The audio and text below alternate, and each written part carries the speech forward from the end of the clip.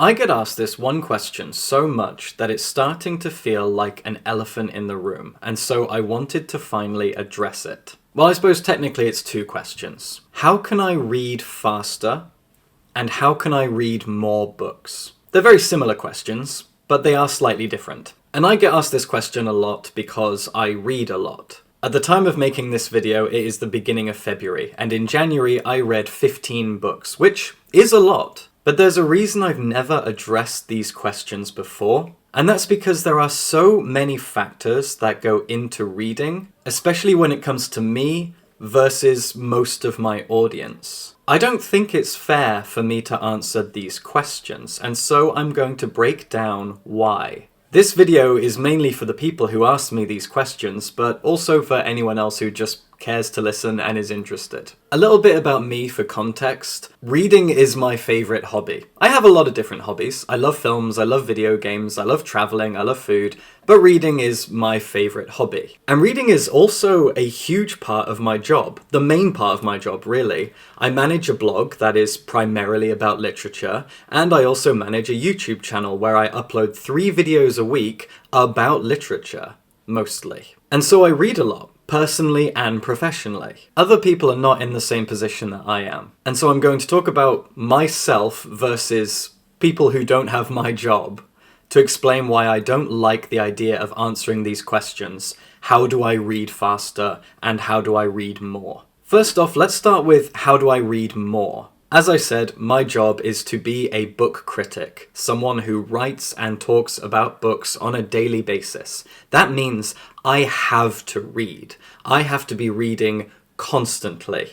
I always have a book on the go, and I constantly feel the pressure to be reading. We all get into reading slumps. We all struggle to find the right book for any given day, any given time of our life. And we all go through periods where we read voraciously because we just find that the mood strikes. I don't get to feel any of that. I just have to constantly read. I am a reading machine, and that's for my job.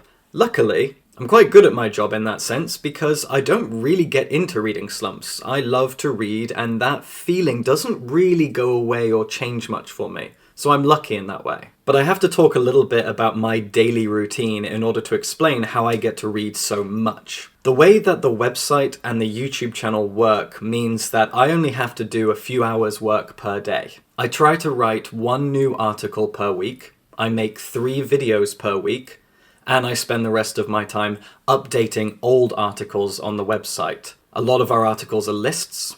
I read a book that could feature on an old list, like a list of fantasy books or sci-fi books, and I add a short review of that book to that list. I do that constantly, so that our content remains relevant and new and fresh, and that means that I work a few hours every day. The rest of the time, I read. I am a child-free person. My partner goes out to work every day. She's a teacher. I wake up early with her. I make us coffee. I go out for a run the moment she leaves. Then I work until maybe noon. I write, I edit, I film videos, and then all through the afternoon I read. So I get to read a lot. And I don't like the idea that anyone would learn from me or compare themselves to me because your life isn't my life. That's not how this works. Your job probably takes more hours. Now, unfortunately, we live in a capitalist system where people are getting more and more aware of the fact that jobs waste a lot of our time. A 40-hour or 50-hour work week, 8 hours of work a day, none of this stuff generally needs to happen. There are so many videos out there, articles, TikToks, whatever, where people talk about the fact that their job could actually be done by lunchtime. If you work in an office, if you work in front of a computer, and you work 9 to 5, you could probably actually finish your work within 2 or 3 hours instead of the stretched out, arbitrary 8 hours that exist. As a self-employed person, I get to manage my time like that, and I really hope I'm not coming across as smug or like I'm showing off. This is just the fact of the situation. I used to be a teacher. I spent years teaching. And the act of teaching is important. The time you spend teaching is important, but there's a lot of extra stuff that isn't so important. A lot of extra arbitrary paperwork bullshit that I had to do. When I was a teacher, I would get up at 6:30, I would go off and teach, and the school day would last about 7 hours. And then I would take piles and piles of paperwork home and work until sometimes midnight, planning, grading, and a whole load of other meaningless stuff. So I was working like 12 hours a day. In my current position, I get to manage my time, and I recognize how much time is wasted in the average job. I don't have to do that anymore. At least not right now. I might have to go get a regular job again one day, I don't know. But it just means that I get to manage my time. And also, I don't get to feel guilty for reading, because reading is part of my job. If I don't read constantly, I can't make videos, write articles, and update old stuff. I have to constantly be reading. So that's how I read so much. I am creating content based around the things I read, so please don't compare yourself to me in that way.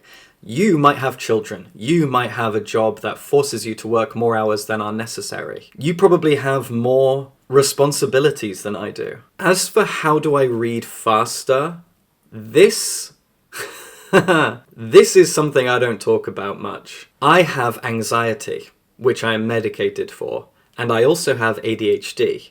And these two things smushed together sometimes almost stop me from being able to read a single page of a book. But I have to keep reading. When I'm worried about something, when I have something on my mind, ADHD and anxiety come together to make it impossible to focus on anything. As I'm reading, I am thinking about another thing, which is causing me anxiety. I'm focusing on a million different thoughts. I'll have ideas for things, ideas for videos or articles, or I'll remember something I need to do on the weekend, or I'll get excited about something that's coming up, or a random memory will pop into my head that will frustrate me. Or usually I think about the political and social system of the UK right now, and I get angry and upset, and I sit here thinking, I hate Rishi Sunak.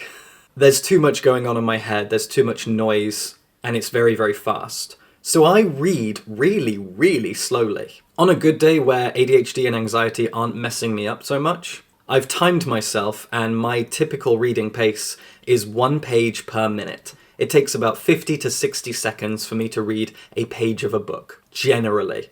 It might be a little bit faster if it's an easier book, and a little bit longer if it's a difficult book, and maybe I have to reread pages because of the aforementioned anxiety and ADHD. The bottom line is that I don't read quickly. I read a lot. But I read very, very slowly. The amount of books that I read, say 10 to 15 books a month, could actually be even higher if I was able to read faster.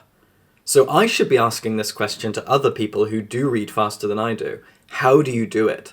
How can I read more quickly?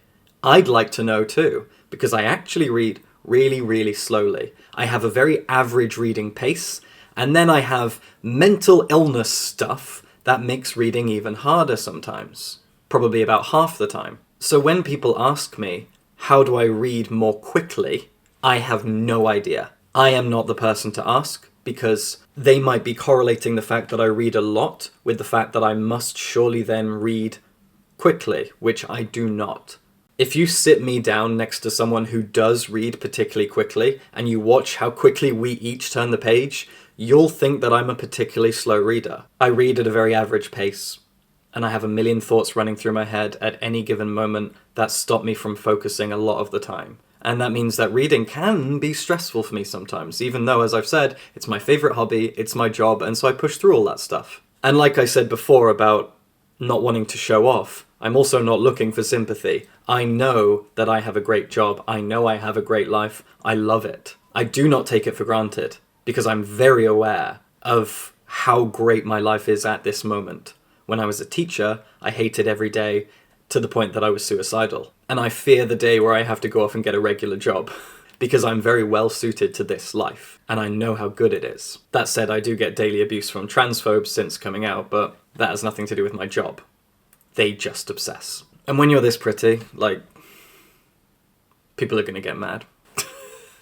And sometimes I do see clickbaity YouTube videos on how to read more quickly, or how to read more books.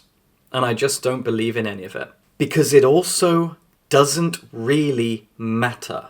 That's the other thing I wanted to address here, is reading a lot and reading quickly are not the most important things in the world when it comes to entertaining yourself through reading or learning more through reading. Those are the main two reasons people want to read more or read more quickly, is they want to have more entertainment in their life or they want to learn more and better themselves. But it doesn't actually matter how much you read. At least if you read as much as I do, you come to realize that, because there is going to be a lot of stuff that goes in one ear and out the other. There are books that I've read and enjoyed, made an article or a video about, and forgotten in the following weeks. Those books don't stay in my head. And then throughout the course of a year, there will be maybe 10 books that really stick in my head. Whether they be fiction, non-fiction, poetry, comic books, whatever they are, they will stick in my head. If I read 100, 200 books in a year, and I find 10 to 20 books that really feel like they impacted me, entertained me, changed me, taught me something, I will feel lucky that I had that many books do that for me. And so I think if you are selective with your reading, no matter how slow you are, if you just pick good books, if you pick 10 good books to entertain you and inform you and make you better in some way throughout the course of a year, you win. You read 10 amazing books that change you, every one of them. I read 100 books and 10 of those change me. What's the difference? And who really wins? We both read 10 amazing books that changed us, and I read 90 others that I can't remember. And while I was reading those 90, you were taking care of your children. You were doing a job that is more important than my job. You were having fun doing other hobbies. Hobbies that I wish I had time to do. I really don't think it matters how much we read, but rather how well we read. How well we choose the books that we read, the ones that are valuable, and also how much we get out of those books as well. Are we getting everything we can out of a book? And quite often that means reading a book more than once, which I rarely do because I'm constantly looking for new stuff to entertain me and for me to make content about. I don't like the term content creator, but I am. I make articles and videos. They're both content. And so I'm always looking for new stuff. But if you get to reread a book again and again and absorb more and learn more, you win. I just don't think the number of books you read should matter. As long as you are reading and treating your reading time as valuable and learning and being entertained and being bettered by your reading experience, you win. I get people in my comments all the time saying, "Oh, I only read one book this month." Good, I hope you enjoyed it. I hope it was a good book. I don't really know what else to say. I read 15 books last month. What were they? The fact that I can't remember means that they didn't have the impact they should have had. Again, I hope no one feels sorry for me right now. That's not what I'm trying to do. I just think that I'm not the person to ask these questions to. And I also think that we need to stop valuing ourselves as readers based on how much or how quickly we read. There is way more important stuff to think about. And there are way more useful metrics by which we can analyze, observe, measure, and even understand ourselves as readers. That's my 2 cents. Anyway, subscribe for books.